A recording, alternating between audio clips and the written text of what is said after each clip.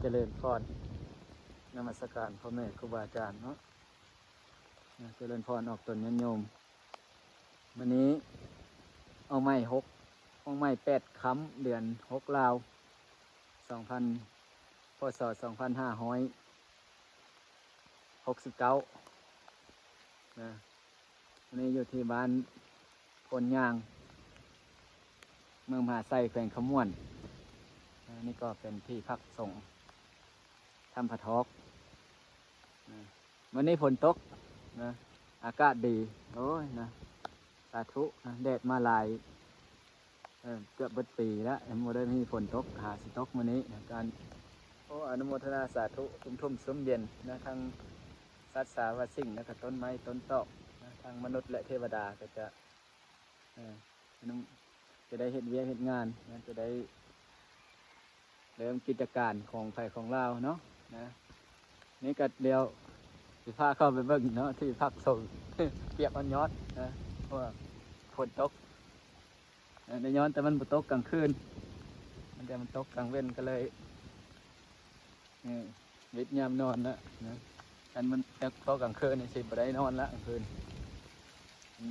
ตก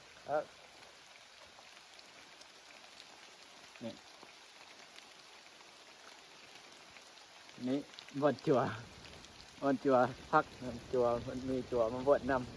ำเป็นพัก เปียกมันยอดเพราะมีมันอยู่บดจั่วนอนมาพักนำแบบเป็นมาบวชนำบวช7 วันมันจะเปียกนี่วันจะโคกับเปียกวัดเนี่ยวันครูบากับเปียกวันครูบาอยู่ก็ได้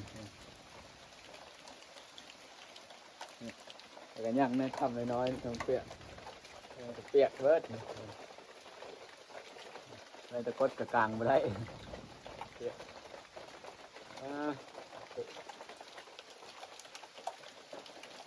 นี่คือโรงเรียนบ้านพล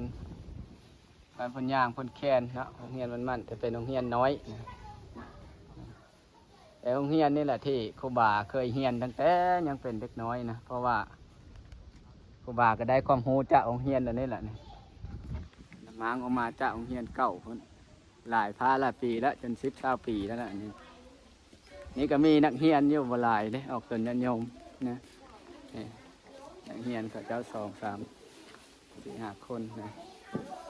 เอาสาธุนั่นละเอายกมือสาธุอันนี้เด็กน้อยเขาอยู่โรงเรียนบ้านพลยางพลแคนเขา2 ห้องจักห้องละอย่างนี้นะ2 ห้องบ่ห้องป.1กับห้องป.2บ่นี่ห้องนักเรียนเขาก็ได้ลูกหลาน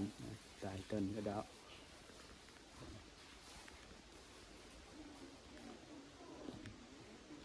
นี่คืออาจารย์เป็นมาสอนโอ้ยอนุโมทนาบุญนะเพิ่นความรู้ความสามารถมาสอนเด็กน้อยอาจารย์นี่ก็นั่นละสอนตั้งแต่สอนครูบาเพื่อท่านสอนเลยท่านว่าเลยจังใดว่าท่านว่าจะลือท่านจันตุ้ยครับจันดำท่านอันนี้จานลือจานมาสอนเด็กน้อยเป็นอนุเคราะห์น้อยกับมาลายนะประมาณ20ฮอดบ่20อาจารย์20 ปลายเนาะแต่เมื่อนี้ข้าเจ้าบ่ได้มาหลายข้าไปเฮ็ดเวียกเหตุการณ์ช่วยพ่อแม่เนี่ยอันนี้กันเดือน5แล้วเดือน4เนาะเดือน4วันที่27มื้อนี้เนาะเป็นวันยังปิดโรงเรียนเดือนหน้าเพิ่นว่านะเสียงปิดโรงเรียนเอ้าเรียนตั้งแต่ครูบาเรียนตั้งแต่ยังน้อยเรียนนี่น่ะมาออกมาก็พอเล็กน้อยก็เจ้าเรียนได้ศึกษาสาธุอนุโมทนาอันนี้ก็อาตมาภาพได้เอาขนมมาแจกใหญ่ให้น้องน้อยนักเรียนเนาะให้เขาเจ้าเป็นกำลังใจก็ได้แจกได้ใหญ่ให้เขาเจ้านี่มาตะบินวาดทางวัดพนยางวันนี้ก็เมื่อวันศีล8 ค่ำเดือน6ลาวเนาะเดือนมาวิสาขะเดือนวิสาขะบูชาเดือน6ออกเป็นวาดทางวัดพนยางตอนเช้าฝนตกพอดีบรรยากาศดีภูผา ป่าไม้ก็ซื่นอกซื่นใจมนุษย์เทวดาทั้งหลายก็ซื่นอกซื่นใจเนาะเพราะว่ามันฝนตกทำพอ